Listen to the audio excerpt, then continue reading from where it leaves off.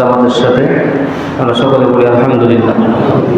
তো সব থেকে বড় কথা হলো এশার নামাজ আমরা জামাতের সাথে আদায় করলাম, ফজরের সময় মুসল্লি পাওয়া যায় না। এটা দুঃখের বিষয়। এশার নামাজে এই যে 2 কাতার 3 কাতার মুসল্লি, ফজরের নামাজে এমন অবস্থা হয় 1 কাতারও পড়ে না, অনেক দিন, মাঝে মধ্যে একটু বেশি হয়। দেখেন, ফজরের নামাজটা যদি আমরা জামাতের সাথে পড়তে আসি তাহলে অনেকগুলি ফায়দা, অনেকগুলি লাভ। তার মধ্যে আমি 2টা বিষয় বলছি।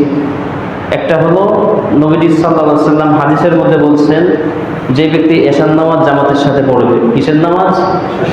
এশার নামাজ জামাতের সাথে পড়বে, সে অর্ধেক রাত পর্যন্ত দাঁড়িয়ে দাঁড়িয়ে নফল নামাজ পড়ার সওয়াব আল্লাহ পাক তাকে দান করবে। এই যে এশার নামাজ পড়লাম, এখন বাসায় গিয়ে আমরা খাওয়া দাওয়া করবো, আড্ডা দিব, ঘুমোবো। কিন্তু এই যে খাওয়া দাওয়া করবো, ঘুমোবো, এটাও কিন্তু অর্ধেক রাত পর্যন্ত, হাদিস, অর্ধেক রাত পর্যন্ত নফল ইবাদত করলে যে সওয়াব হতো সেই সওয়াব আমাকে আপনাকে দান করা হবে। এক। দ্বিতীয় বিষয় হলো, যদি ফজরটাও আমরা জামাতের সাথে আদায় করি তাহলে গোটা রাত, পুরা রাত দাঁড়িয়ে দাঁড়িয়ে তাহাজ্জুদের নামাজ আদায় করলে যেই সওয়াব হতো সেই সওয়াব আল্লাহ পাক আমাকে আপনাকে দান করবে। সুবহানাল্লাহ। যদি কি করি, এশা পড়ি আর ফজর পড়ি জামাতের সাথে, আর যদি শুধু এশা পড়লাম ফজর পড়লাম না, তাহলে তো অর্ধেক রাতের ইবাদতের সওয়াব পাবো। আর যদি ফজরও এসে পড়ি তাহলে পুরো রাত তাহাজ্জুদ পড়লে যা হতো তাই আল্লাহ পাক দান করবে। দ্বিতীয় বিষয় হলো আল্লাহ হাবিব সাল্লাল্লাহু আলাইহি ওয়াসাল্লাম বলছেন যে তোমাদের জন্য দ্বীনের জ্ঞানকে অন্বেষণ করা, শিক্ষা করা ফরজ করা হয়েছে। দ্বীনের জ্ঞানকে শিক্ষা করা ফরজ। প্রত্যেকটি নরনারীর জন্য, মুসলমানের জন্য দ্বীনের ইলম শিক্ষা করা ফরজ। এখন 5 ওয়াক্ত নামাজের মধ্যে প্রতিবার তো এইভাবে দাঁড়িয়ে দাঁড়িয়ে কিছু বলা, একটা মাসালা বলবো, একটা সূরা শেখাবো, একটু কিছু শেখাবো, একটা দোয়া শেখাবো, এটা তো সম্ভব না। কারণ প্রতি নামাজের পরেই কিছু সুন্নত থাকে। এই যে এখন সুন্নত আছে, বেতের আছে, এখন তো কথা বলার বেশি সময় না।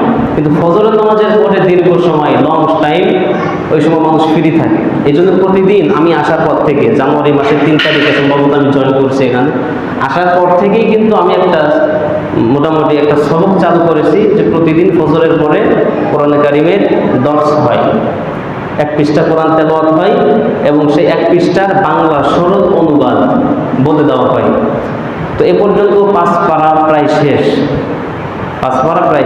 তো যারা নিয়মিত ফজরের নামাজে আসেন তারা কিছু শিখলেন আর না শিখলেন, এই 5টা পারার তেলাওয়াত শুনলেন, 5টা পারার আপনারা যে অর্থ শুনলেন, এর অর্থটা শুনলেন, এর জন্য যে আল্লাহ পাক কত নেকি লিখেছেন সেটা ভাষায় প্রকাশ করা সম্ভব না, হিসাবে মেলাতে পারবেন না। কারণ একটা হরফ পড়লে বা শুনলে 10টা নেকি। কয়টা নেকি? 10টা নেকি। তাহলে এই যে 5টা পারার মধ্যে কত হাজার কত লক্ষ যে অক্ষর গেছে, হরফ গেছে, এটা তো গোনাগাতার বাহিরে। তো যদি ফজরে আসেন তাহলে 1 পৃষ্ঠা করে কোরআন তেলাওয়াত শোনা হবে এবং তার বাংলা সরল অনুবাদ। কিছু মনে থাকলো না থাকলো সেটা পরের কথা, কিন্তু অন্তত আল্লাহ কি এটা বলতে পারবো যে আল্লাহ প্রতিদিন আমরা নিয়মিত একটা ক্লাস করতাম, এটা একটা ক্লাসের মতো। নবীজি বলছেন যে হয় তোমরা শিক্ষক হও নয়তো ছাত্র হও, হয়তো আলেম হও নয়তো তোমরা তলাবুল ইলম হও। তা যদি না হতে পারো তাহলে আলেমকে মহব্বতকারী হও। দেখেন, হয়তো আলেম নয়তো কি ছাত্র, মানে হয়তো শিক্ষক নয়তো ছাত্র, নয়তো এই আলেমকে তুমি মহব্বত করো। খবরদার চতুর্থটা হইও না। তো এই 3টার যে কোনো একটা তো আমরা হতে হবে। তো আমরা এটা একটা ক্লাসের মতো, ফজরের পরে যেটা আমি করি সাধারণত, এটা একটা ক্লাস। এই ক্লাসের যদি আমরা সবাই ছাত্র হতে পারি, আল্লাহকে গিয়ে অন্তত এটা বলতে পারবো যে আল্লাহ আমরা মৃত্যু অবধি কোরআনের একটা ক্লাসের ছাত্র ছিলাম, বলি আমিন। কি এটা কোরআনের ক্লাসের ছাত্র না? এখন কি মাদ্রাসায় গিয়ে ভর্তি হওয়ার সুযোগ আছে? নাই। কিন্তু ফজরের পরে বেশিতে বেশি 10 থেকে 12 মিনিট আমি 1 পৃষ্ঠার বাংলা সরল অনুবাদ করি। যদি এই 10-12 মিনিটের ক্লাসে বসার কারণে আল্লাহর কাছে কিয়ামতে বলতে পারি যে আল্লাহ আমরা মৃত্যু অবধি ক্লাসের ছাত্র ছিলাম, কোরআনের ক্লাসের ছাত্র ছিলাম, তো এটাও তো আল্লাহর কাছে আমরা দিতে পারবো, বলতে পারবো, ঠিক কিনা? এই জন্য প্রিয় ভাইরা, আপনি যদি আসেন আমার যে খুব বেশি লাভ হবে তা না, আবার যদি আপনি না আসেন আমার চাকরি চলে যাবে, বেতন কি 2000 টাকা কম দিবে মাস শেষে, তাও না। তো কেন বলি আমি, বলছি এই জন্য আল্লাহ কোরআন কারীমের মধ্যে বলছেন কু আনফুসাকুম ওয়া আহলিকুম নার, তুমি নিজে জাহান্নাম থেকে বাঁচো, তোমার আহালকে জাহান্নাম থেকে বাঁচাও।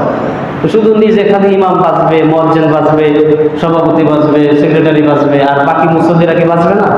সবাইকেই বাঁচতে হবে। এই জন্য আসুন ফজরের নামাজে অবশ্যই আপনারা চেষ্টা করবেন, অবশ্যই ফজরের নামাজে মসজিদে এসে পড়ার। এবং অনেকেই দেখা যায় আসেন কিন্তু চলে যান, দোয়া দরুদ না পড়ে ওই যে কোরআনের যে ক্লাসটা হয় ওটাই না বসে আবার অনেকে চলে যান। এটা কেউ করবেন না, অবহেলা করবেন না। আজকে আপনি অবহেলা করবেন, দেখেন লিখে রাখেন, কোরআনের ক্লাস যদি আপনি অবহেলা করেন তাহলে মৃত্যুর পরে এই কোরআন আপনাকে অবহেলা করবে। এটাই সিস্টেম, এটাই নিয়তি, এটাই নিয়ম। আপনি আপনার পিতামাতাকে অবহেলা করবেন, আপনার সন্তানেরা আপনাকে অবহেলা করবে।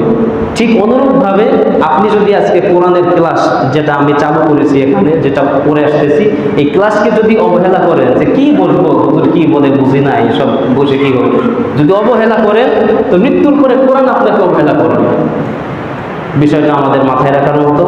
এবং সকলেই আমরা একটু সচেতন হই যে ফজরের পরে যে কোরআনের ক্লাসটা হয় অন্তত আমরা এই সময়টা যেন আমরা আল্লাহর রাস্তায় কোরবানি করতে পারি। আমিন।